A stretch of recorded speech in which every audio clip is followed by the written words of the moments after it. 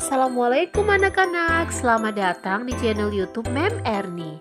Pada video kali ini kita akan belajar mata pelajaran kelas 3 yaitu pada tema 2, menyayangi tumbuhan dan hewan. Subtema 1, manfaat tumbuhan bagi kehidupan manusia. Pada pembelajaran 4, untuk yang baru bergabung di channel ini, sebelum ditonton videonya, ayo kita subscribe dan nyalakan tanda loncengnya agar dapat informasi terupdate di video Mem Erni lainnya. Terima kasih. Pada pembelajaran 4 ini, kita akan mempelajari tentang mengenali karakter tokoh di dalam dongeng, meminta maaf kepada orang lain, dan mengikuti gerakan olahraga sederhana. Sekarang, mari kita bahas satu persatu. Mengenali karakter tokoh di dalam dongeng. Dalam dongeng terdapat tokoh. Setiap tokoh dalam dongeng memiliki karakter atau watak yang berbeda-beda. Ada karakter yang mendukung tokoh utama, ada karakter yang menentang tokoh utama, dan karakter yang netral atau tidak mendukung atau menentang tokoh utama. Tokoh dalam dongeng biasanya disampaikan secara langsung oleh pembuat dongeng, yaitu dengan memberi nama atau sebutan. Karakter tokoh dalam dongeng ditemukan dengan banyak cara, antara lain sebagai berikut. Yang pertama, disampaikan secara langsung oleh pembuat dongeng. Yang kedua, melalui percakapan antar tokoh. Yang ketiga, disampaikan oleh tokoh lain. Dan yang keempat, pendapat tokoh lain. Nah, sekarang kita akan mendengarkan dongeng dengan judul Bunga Melati yang Baik Hati. Tapi sebelumnya, apakah kalian tahu bunga melati itu seperti apa? Nah, sekarang perhatikan gambar ini. Bunga melati ukurannya kecil dan berwarna putih.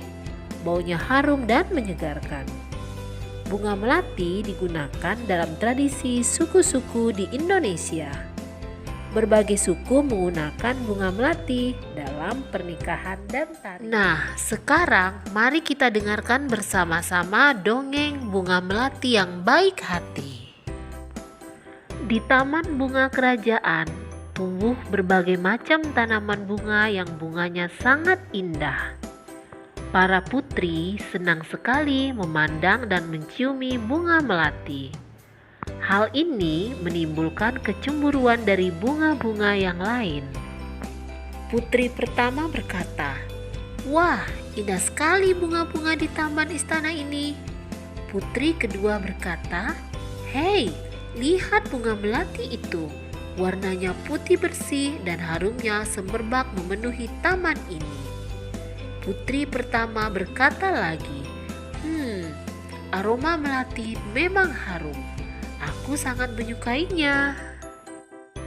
Bunga sedap malam berkata, "Aku tak habis pikir, mengapa para putri suka sekali dengan dirimu?" Bunga anggrek menjawab, "Iya, padahal dirimu berbunga kecil, berdaun besar dan berbatang keras." Bunga mawar biru berkata, "Walaupun engkau harum, namun mudah layu jika dijadikan pajangan di pas bunga, karena pasti akan terlihat jelek sekali jika sudah layu dipajang di sana." Bunga melati hanya diam dan tetap tersenyum. Senyumnya yang manis membuat keharuman dirinya semakin merebak. Udara di taman bunga kerajaan bertambah wangi dan bertambah banyak kumbang yang datang. Kedatangan para kumbang yang bertambah banyak membuat semua bunga di taman bunga kerajaan menjadi senang. Mereka pun sibuk menyapa para kumbang dan mempersilahkan mengisap sari madu yang ada pada setiap bunganya. Para bunga tentu tidak bisa berbunga lagi jika tidak ada kumbang yang datang dan mengisap sari madu mereka.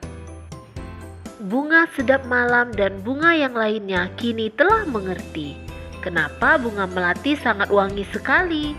Bunga-bunga yang lain meminta maaf kepada bunga melati atas perasaan cemburu mereka. Kini mereka mengakui bahwa keberadaan bunga melati itu justru harus disyukuri. Bunga sedap malam berkata, Ternyata aroma harummu mengundang para kumbang datang.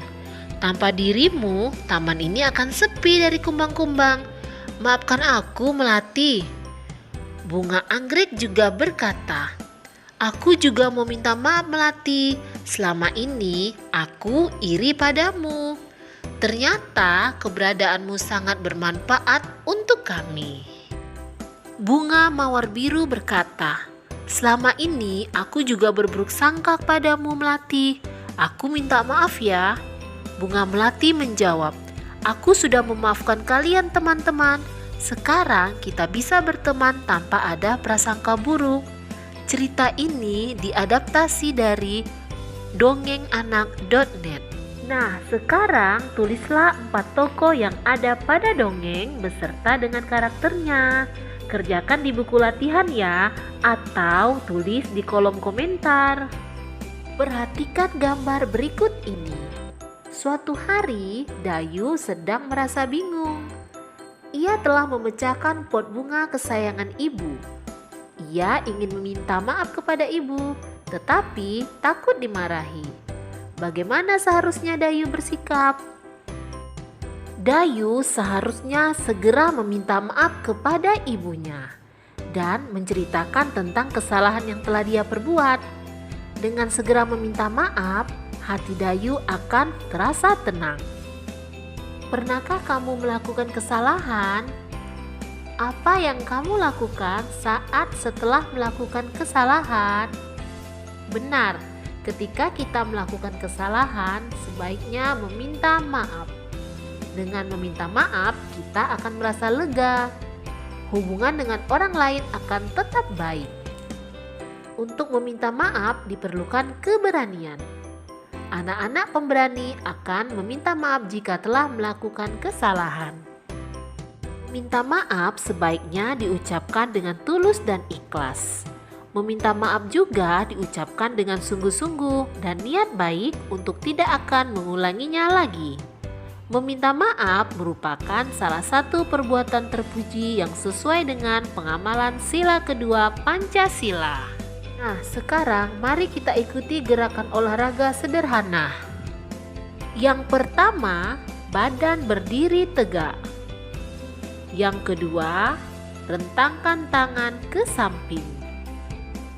Gerakan yang ketiga, putarlah tangan ke depan 3 kali dan ke belakang 3 kali. Yang keempat, badan berdiri tegak. Yang kelima, rentangkan kedua tangan ke atas.